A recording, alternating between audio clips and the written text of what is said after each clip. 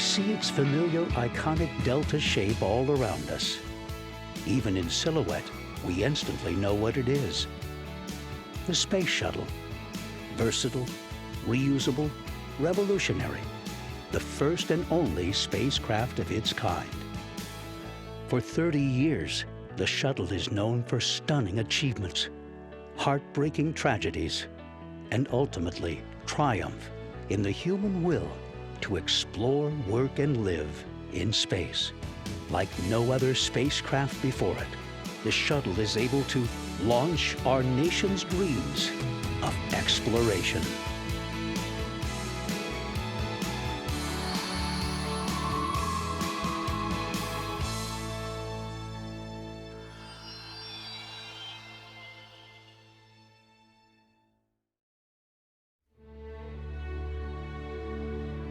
For 30 years, the shuttle has risen into the sky. As spectacular and familiar as a sunrise, its achievements can be taken for granted. With every liftoff of the dreams of exploration, and for the people who work on the shuttle, the pride of accomplishment. What does it take to get a shuttle to fly? For 3 decades, shuttle launches involved the entire nation, with parts coming from more than 37 states around the country. Not a product of NASA, but a product of America, with human hands putting loving care into each and every component. Well, getting a shuttle ready to fly is a tremendous effort by thousands and thousands and thousands of people. The external tank arrives by barge at the turn basin. So that comes on a barge from Louisiana.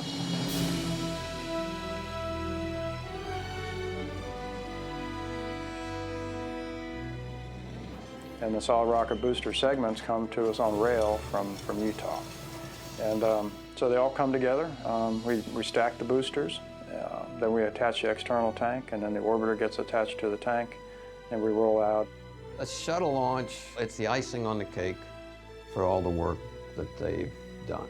The launch team includes folks that worked on the hardware or the software months before in a building that in the middle of the night that may not have any windows in it. They know that you don't have to have a highly visible job to be important in this business. So on behalf of the KC processing and launch teams, I wish you good luck, Godspeed, and we'll see you back here just after Thanksgiving. Well, the launch here is very, very special. I haven't seen one from outside for over 10 years. I'm always in the control room. But thousands and thousands of people come to Titusville and Cocoa Beach and Cape Canaveral to see a launch. You watch the tourists, come here special. The kids, just in awe when the orbiter lifts off. It's a tremendous feeling of, again, of accomplishment.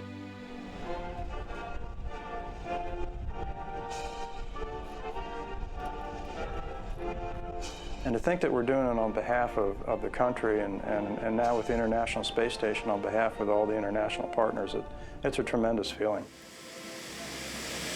Only ice you'll ever get in Florida. Shuttle launch is quite an experience. You need to wake up, put on your fancy clothes. You have a breakfast together before you put the fancy clothes on because you don't want to get them dirty. So you have your breakfast and you put your fancy clothes on and everything, put on your space suit, and you walk out into the Astro van. They drive you out there and you get in the launch pad.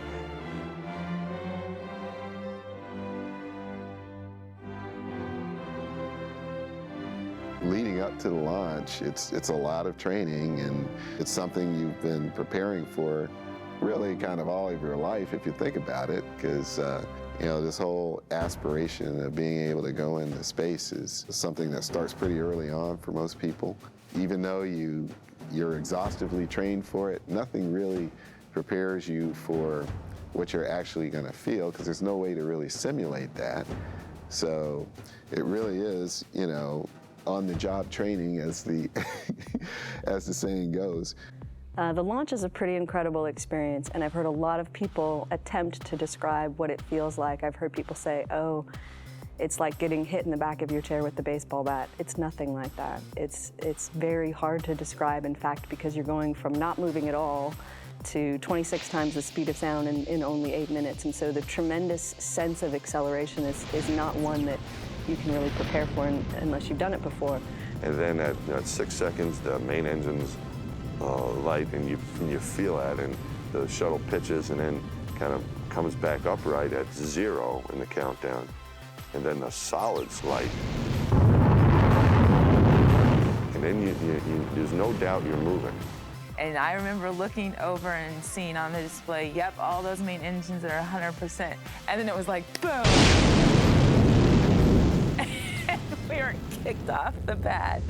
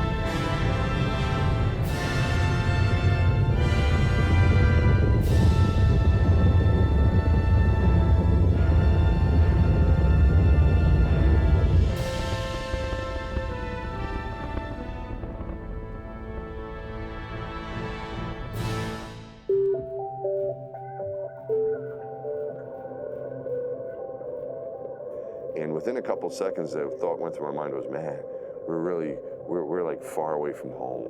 Already, you knew you were going someplace far away. And as we go, then we separate from the solid rocket booster, and then the ride becomes very smooth. There's no shaking much anymore, but we are outside the atmosphere of the Earth, and we can accelerate real fast now. We have to reach 25 times the speed of sound. So as we accelerate, we start feeling the G acceleration and being pushed back on our seats. And the next 5 minutes, we're under 3G, which means 3 times our weight. And that seemed a little bit more than 3 Gs I've pulled in other situations. And I think, again, it's just because of the excitement of this being a real flight. And I felt like I was fighting much harder to get breath. And it's over about a minute and a half time frame, and then all of a sudden it's off of you. And you're like, wow, things are floating up, and we're really here, you know, this is really where we wanted to be. Dottie, how do you like space? I love space. It's better and better and better. I feel like I'm hanging upside down, but I guess I'm not. There was this quarter of a second transition into real heavy to, whoops, floating. And that's when you have to adapt to weightlessness. It's a great ride. It's a great ride.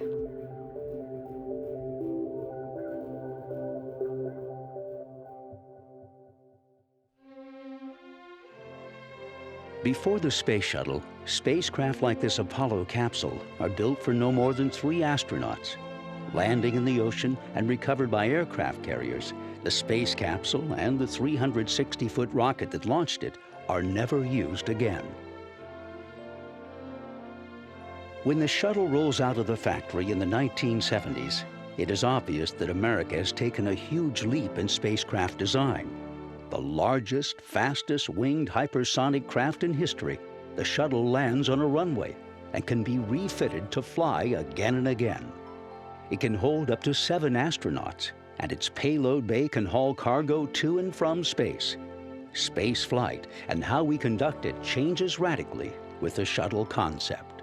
But you can imagine the early spacecraft, barely the size of a desk for 1 or 2 astronauts. Now the spacecraft is the size of an airliner, and it has thousands of components and miles of wiring, and we were making the transition from the era of wires and switches and meters to digital and computers.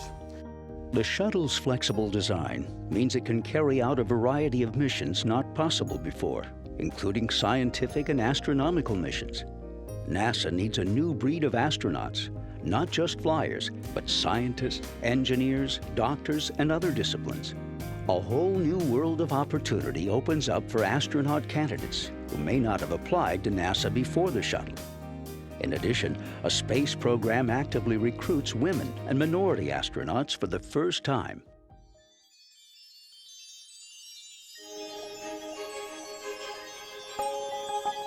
One of the earliest uses of the shuttle is for space lab missions. For the first time, an entire laboratory, the size of a school bus, can be hauled into space in the shuttle payload bay and returned to Earth. Built by the European Space Agency, Space Lab is a prime example of early international cooperation in space. The shuttle missions allow scientists and researchers from around the globe to participate in the high-flying experiments. But why conduct science in space? By going into space, it allows us to be able to study everything that we can think of without the presence of gravity. And if you think about it, everything that we've done in the laboratories here on Earth, all the science that we have had the presence of gravity. And so this is a very, very unique opportunity that we have so we can find out just how gravity affects all different kinds of systems. Shuttle science missions also study the Earth itself, aiming instruments located in the shuttle payload bay to monitor the Earth's ozone layer. The shuttle also launches satellites to further observe the Earth's atmosphere. Over time, the data gives researchers important information about our changing planet. The shuttle also orbits the Earth with a series of radar mapping missions, allowing us to view the features of our world with a new level of detail. Shuttle missions also allow students to participate in science. 2 programs, KidSat and EarthCam, allow students to make Earth observations using a remote-controlled camera on the shuttle.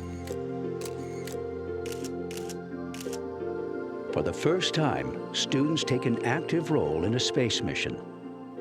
My name is Ebony Miranda. We want to know if you can start the car on top of the track. Okay, let's try the top. Astronauts also take advantage of space to partake in educational events with students from around the world. In the microgravity of space, experiments are filmed and distributed to schools for further learning opportunities. The shuttle is not only a science vessel. Commercial clients from around the world take advantage of the shuttle's capability to carry satellites into space. Yes, it proves the physics of frisbees works up here as well as it does on the ground. Space hardware of all shapes and sizes launches from the shuttle payload bay. And you'd point the orbiter in the right direction and spin these babies up and eject them out, and then about half a rev later, those motors would burn, and the thing was pointed in the right direction to take it on its way to the final orbit.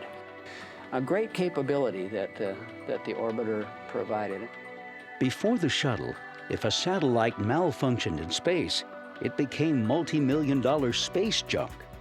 The shuttle gives ailing satellites a second chance, offering rescue and repair missions. All got a good grip? Yes, sir. Houston, I think we got a satellite. The shuttle scenario of having people and a work platform in space benefits all types of space hardware. But one repair job stands out above the rest: a space telescope named Hubble. Launched in 1990, Hubble is to float high above the haze of Earth's atmosphere, free to view the cosmos with unprecedented clarity. But when scientists get the first pictures back, the results are less than spectacular. Hubble has a flaw in its primary mirror, resulting in fuzzy imagery. NASA mounts a repair mission to try and salvage the telescope. Using the shuttle payload bay as a work platform, astronauts conduct a series of spacewalks to fix the telescope.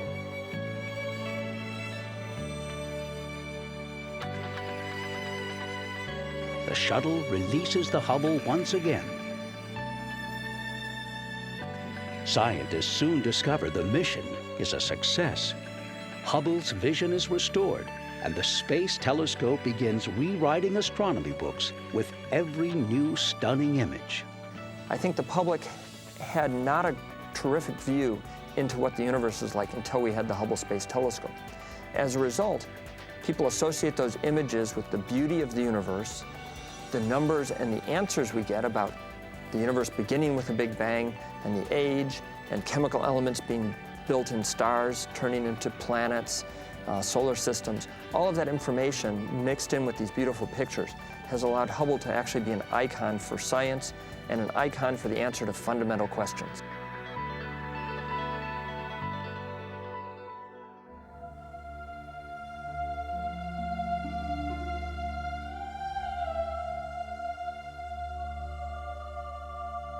In 30 years of flying in the treacherous environment of space, the shuttle is not without tragedy. The loss of 2 space shuttles, Challenger in 1986 and Columbia in 2003, claims the lives of 14 astronauts. The nation mourns the crews as friends, neighbors, colleagues, and as the heroes they are. For some, the tragic events are a source of inspiration. When I was in high school, I was probably in the 10th grade, I think, when we had the Challenger accident. And that was sort of the first thing from the space program that really sort of made it onto my radar screen as a big event. And it seems like a strange thing to say, well, that inspired me. But at the same time, it was something that it made me aware of the shuttle program. It made me aware of how important this work was that the shuttle program was doing, and that people were willing to risk their lives for it. So that was sort of the big event to me that put it onto the map and made me think about, well, what would a career with NASA be like? For Columbia, which was lost in its return to Earth, the public becomes directly involved with the recovery of the spacecraft. Recovery teams, many of them volunteers, diligently search for debris, hoping to help NASA discover how the accident happened. The public outpouring of grief was matched only by the drive to continue. NASA and the nation were determined to make the shuttle better and safer, and to persist. The shuttle was grounded for years following each accident. As it rose again each time, the pride in America and its space program was palpable. You know, you hear in tragedies that they say, well, they died doing what they loved to do, and they would have wanted us to carry on. And that is absolutely 100% true in the Columbia case. I know every one of those astronauts personally, and I know each one of them would have been extremely disappointed had the program ended because of that tragedy. They truly, truly believed in what they did. They gave their lives for what they did, what they believed in. So we had to find the problem, fix it, and fly again. And on launch day, we were doing just that. It's what we do. We are launching America's space shuttle for the good of the country and the good of the world. It's what we do. We have to do this. A lot of thoughts back to Rick and his crew. But it was also looking forward.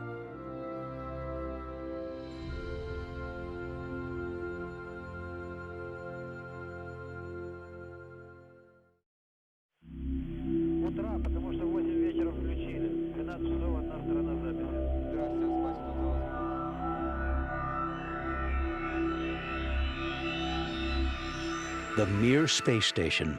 For years, the Russians had pursued living and working in space with long-term missions.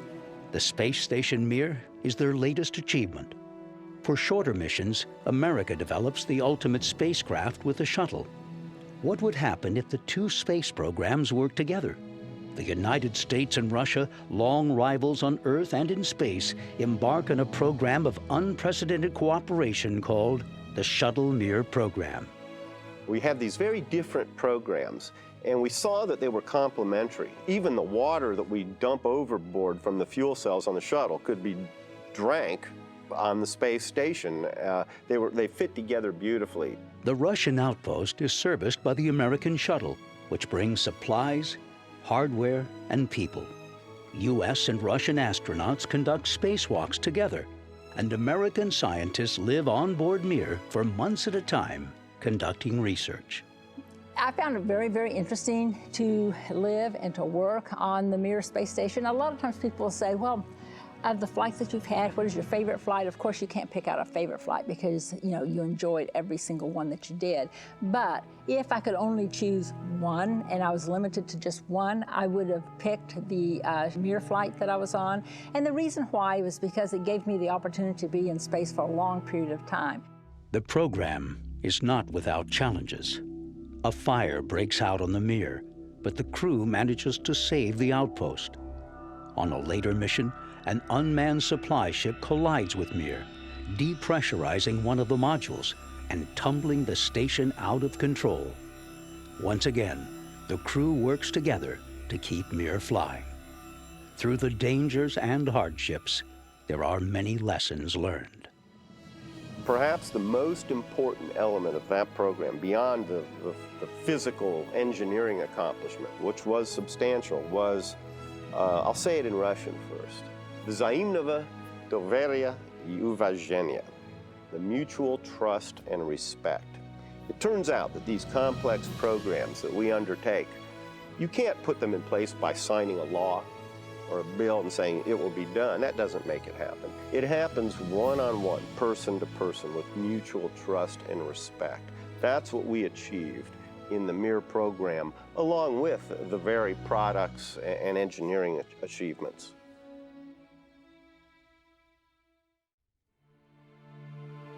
From the beginning, it is imagined that the shuttle can build a space station. Yet for the first 20 years, the shuttle is never used for this purpose. This changes in the late 1990s. Building on the success of the Shuttle Mir program, the United States partners with Russia and other countries to build an international space station. The station is so large, it must be sent into orbit one module at a time for assembly. Russia sends up the first component, Zarya. The first U.S. module, Unity, is loaded onto the Shuttle Endeavour. This new international era in space starts with a bit of magic. There's a picture Red Huber took.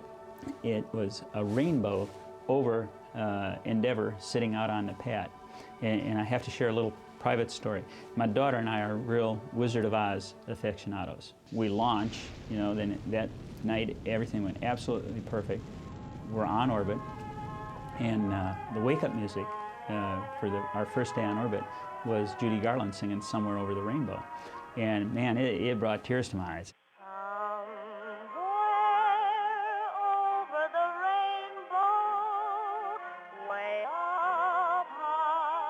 And I always tell folks, somewhere over the rainbow, dreams come true, because we launched over that rainbow that night, and that was a dream flight, and everything went absolutely perfect.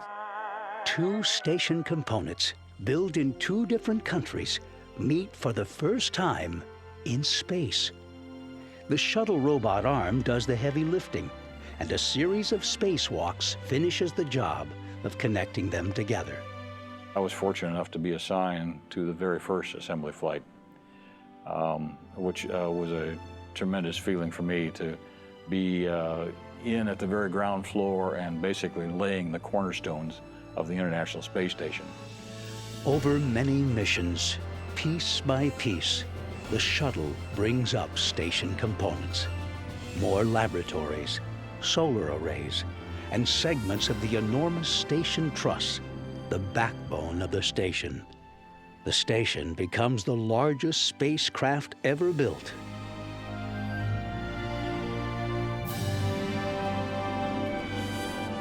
The station was humongous, the size of 2 football fields, 8 habitable modules, 6 people permanently inhabiting.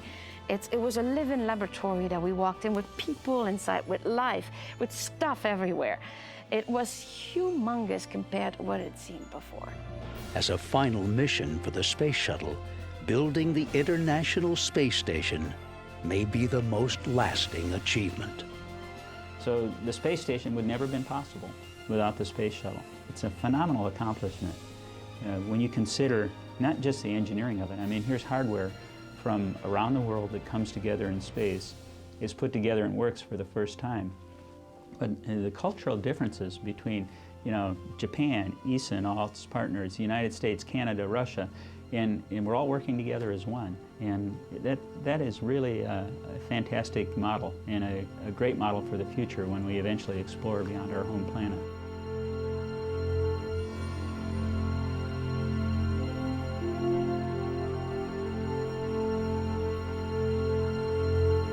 For the thousands coming to view the launch, the troubles began early this morning. The roads leading to the Space Center were jammed hours before the scheduled liftoff. These people were here because they believe in the shuttle, and they wanted to show it. History's being made. I want to be right there. Right. Well, it's being made. Well, I'd like to be an astronaut, but you know, it takes a lot of courage, and I'd be scared to go up there right now. I've seen more launches than anybody else here, and everyone is just as exciting, but this means more to me than any other, I think. What does it mean to me? A whole opening up of a new world.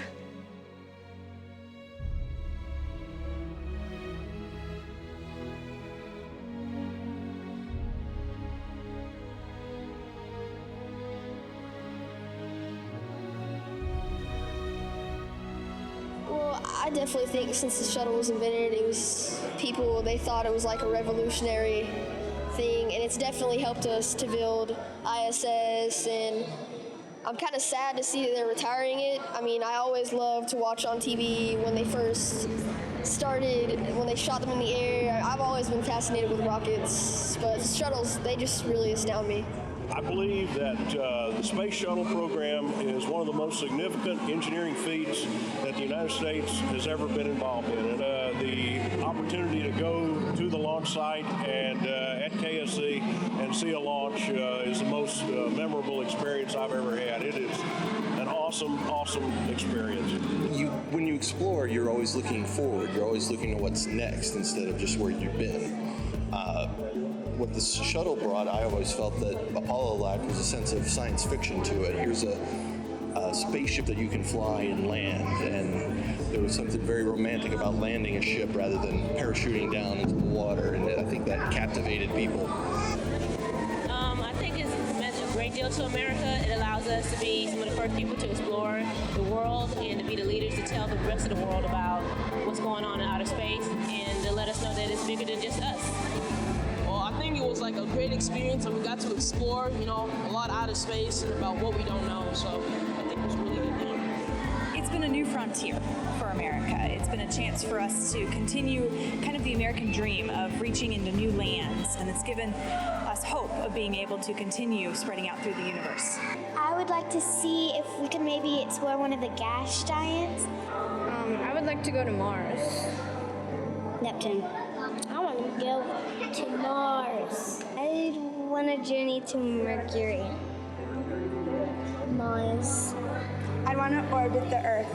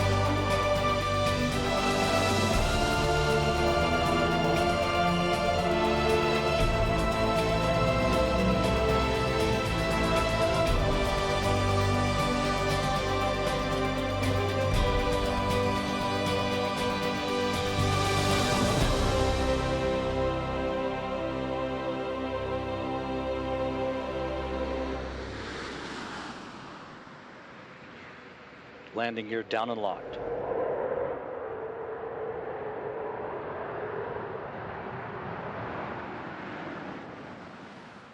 Main gear touchdown. Hurley now deploying the drag chute. Ferguson rotating the nose gear down to the deck.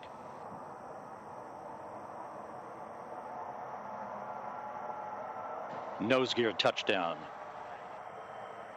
Having fired the imagination of a generation, a ship like no other, its place in history secured, the Space Shuttle pulls into port for the last time. Its voyage at an end.